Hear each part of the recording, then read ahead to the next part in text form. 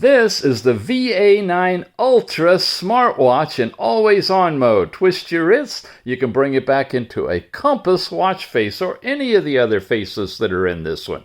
You can get messages sent from your phone in a translucent overlay. That's new. You've got all your different controls hidden here. And this turns out to be exactly the same watch as the already reviewed VA9 Pro, only it's in the Apple Watch Ultra case as opposed to this traditional Apple Watch style of case. Press the side button, you get all of your different apps in here. We've looked at all of those in depth completely. The main thing about this watch, as in the VA9 Pro, is ChatGPT and GPT Memo, where the results of your ChatGPT interrogations will end up showing up. You got a side button over here that you can launch into your sporting activities. You got a button at the bottom down here where you can bring up all the things you've looked at before or clear them off of the watch. And you can add any watch band that you want to. Now, this particular watch comes from